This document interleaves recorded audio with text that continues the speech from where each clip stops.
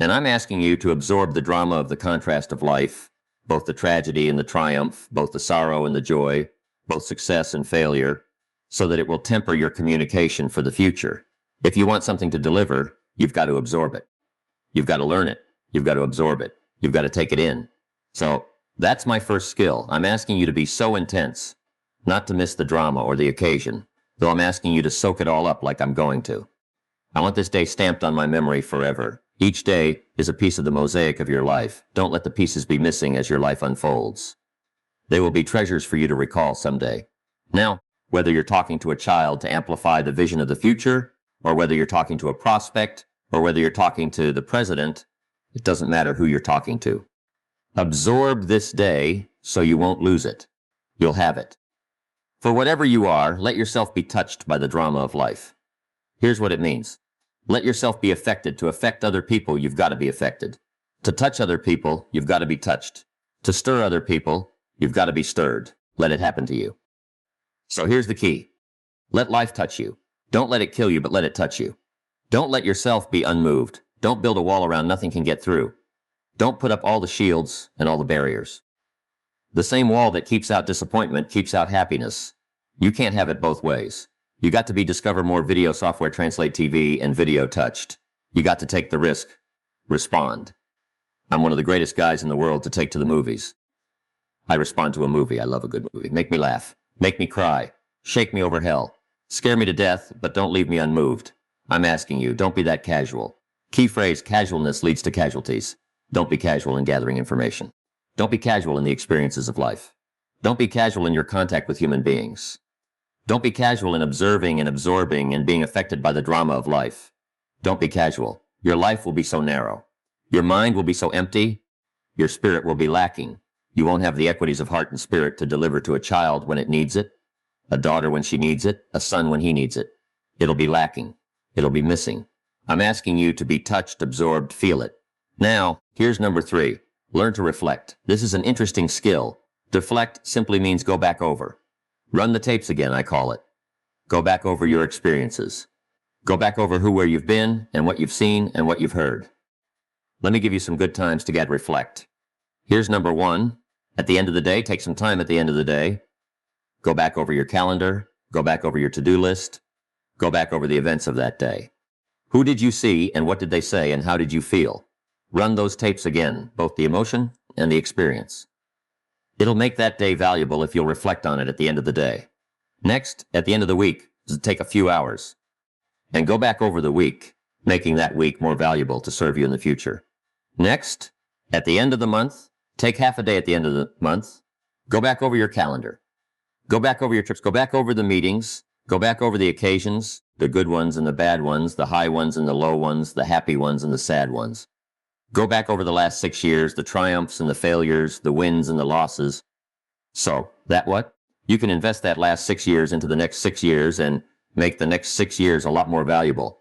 Here's what's valuable about the past. It's commodity. It's coin. It's currency. You can invest it in the next experience. You can invest it in the next recruiting situation. You can invest it in the next meeting. Don't just let the past go. Reflect on it. Absorb it some more. Remember, it's powerful. Shut out everything for a while and ponder your life, ponder your past, and ponder your future. And you walk out of the closet and you come down off of the Jeep trails and you walk music away from a time alone, and now you're powerful. Now you're almost invincible. Now here's number 4. Now you must act. Number 4.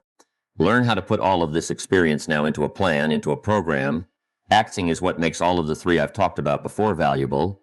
Produces life, produces equity, produces profit, produces bottom line, produces success, produces progress, produces productivity. That's what life is all about, to produce. So now gather up the past and invest it in the future. Now gather up your experiences, what you remembered and what you felt, and what you've seen and what you've heard. That's what makes an experience valuable on the stage and the movies.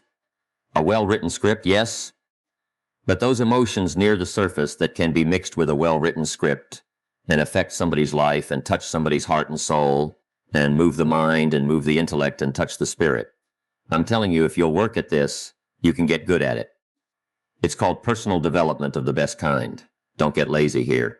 The time to act is when the emotions are hot, when the feeling is there, when the power is there, That's the time to put the plan together, not in some lazy moment when you've been drifting. I'm telling you, you'll make too many mistakes putting your plan together. Put a plan together when the emotions are high. After you've left here, before the feeling and all this stuff passes, lay your plans, the calls you're going to make, and the meetings you're going to conduct, and the things you're going to do, the people you're going to contact, the disciplines you're going to undertake, the new things you're going to do. Get that stuff going. Get that stuff going while it's hot, because if you don't, here's what's liable to be your experience. And that's called the law of diminishing intent. We intend when it's hot, but intent starts to diminish the minute you leave here. It'll start to cool. You've got to make sure before it cools completely that you've put it into action, you've put it into work, you put it into labor, you put it into a meeting, you put it into an invitation, you put it into a call. You put it into a structure. Now, here's the last one. On the abilities, and that is develop the ability to share. Sharing is one of the most extraordinary human experiences available. You say, well, how would it be in your self-interest to share? Here's why. The people who share usually get the greater benefit. We call that enlightened self-interest. Now, enlightened self-interest means everybody wins. Now that you've got an idea, share it. Now that you've got something that could change someone's life, share it. Now that you've got an opportunity that could help someone with their financial future, share it. Now you've got something that'll help a father walk with dignity and pay his bills on time. I'm telling you, you've got it. Now, share it. Don't bottle it up. Here's the clue. If you save your life, you'll lose it. If you just protect yourself, you're lost. Self-care leads to poverty. Self-investment leads to fortune. I'm asking you to make the most extraordinary investment here, depositing an idea in someone's experience and let them toss it around. And if they like it, go for it. No telling. You might help them walk out of the shadows. And someday they'll say, Mary, that morning we had breakfast, and you passed along this idea. I'm telling you, that was the day that started music to change my life forever. Thank you very much. I'm telling you. Join in the experience of sharing. Key phrase to take home, be a serious student. Be a serious student of life. Be a serious student of people. Be a serious student of enterprise. Be a serious student of financial independence. Be a serious student of how to build a financial wall around your family. Nothing can get music through. A serious student of how to develop all of your skills, all of your abilities. Be a serious searcher for truth. Never cease your quest for knowledge. That's the first step to success is learning. Then make this note, direct determines destination. And you can't change destination overnight, but you can change direction overnight. And if you change some direction overnight, I'm telling you in 1 week it'll make a difference. In 1 year, the difference will be amazing. So, that's what ideas are for. Be a collector of good ideas. The second step to success is good plans. But you've got to develop good plans. If you've got a vision, now you need a good plan to pull it off. If you've got a dream, you need a plan to make it work. If you want to be healthy, now you got to have a plan. Once the vision is clear, now you've got committed to plan step by step, hour by hour, day by day, discipline by discipline, act by act. Here's number 3, step to success. Learning to handle the passing of time. What an important one this is. Learning to handle the changing music of seasons. Learning to handle the changes in life. Here's what we all have to do. Each take responsibility for the gathering of ideas and getting ready with multiple skills to lead our family by the hand into the 21st century, unafraid, challenged but unafraid, confronted but unafraid, transition but with spirit, heart, soul, confidence. That by language and by spirit and by skill and by commitment to each other as a nation, as a group, as a company, as an industry, as a community. To handle the passing of time, just take some patience. You got to be patient. You got to give time. You got to give time to the corporate work of art that's in the making. Patience takes time to build an orchestra, takes time to develop harmony. It takes time to weld together people from multiple backgrounds but single purpose. Takes time to develop the team. Takes time to put it together. So give your project time. Give your organization time. Give your kids time. Here's one of the most important. Give yourself time. Don't cut yourself off too soon. Boy, it's easy to say, oh, I'll never learn that. You know, that's out of my reach. Looks like I'm not going to be able to do that. Hey, give yourself some more time. Don't be impatient with yourself. The orchestra will come together. Have some patience. The organization will finally produce. Have some patience. It takes a little patience to help somebody walk out of darkness into light, to walk away from the shadows into success, to walk away from pennies and hit for fortune. It takes a little patience. So have some patience with the passing of seasons and the transition. You got to have patience from the spring till the fall. Harvest time. Patience through the summer, taking on the challenges and see if you can solve it. Haven't got anything? See if you can change that. Haven't got enough money? See if you can change that. Want to be financially secure? See if you can pull that off. Solve the problem.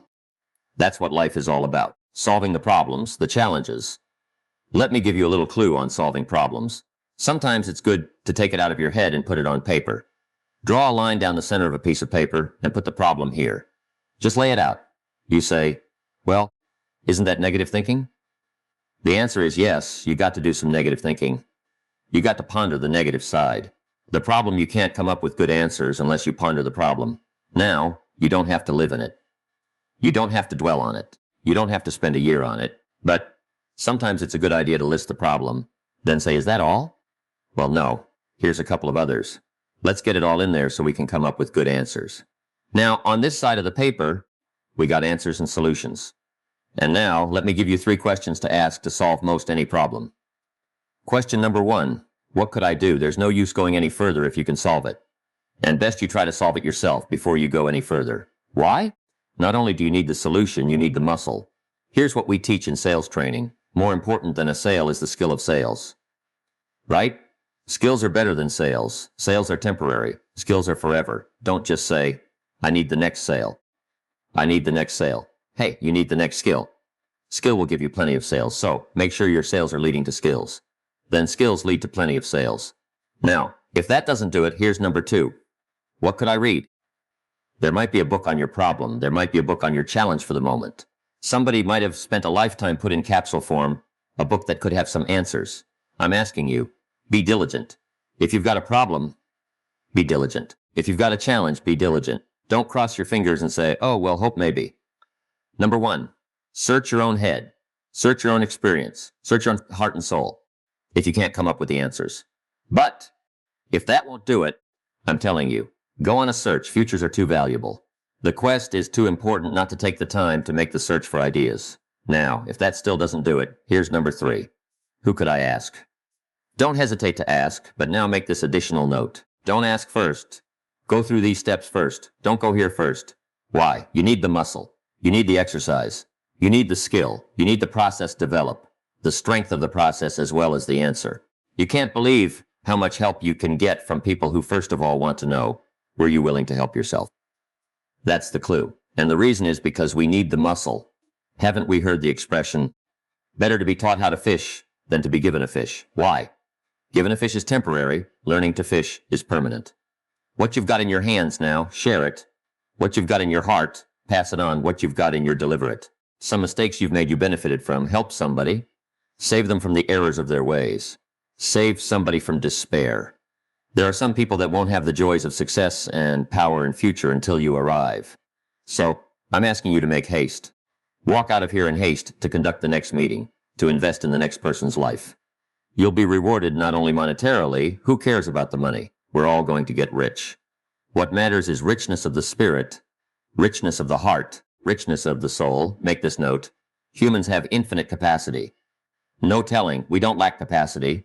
We've got the most incredible capacity, but it cannot be expanded and take advantage of unless you pour out what you've got with patience and joy, with anticipation, with excitement. Whether they respond or don't respond, you can't change people, but they can change themselves. Just pour out, pour out. When you pour out, you get bigger. When you pour out, you get bigger. Why wish to get bigger? So you can hold more of the next experience. Take it now. And let's go work miracles with everyone we touch. God bless.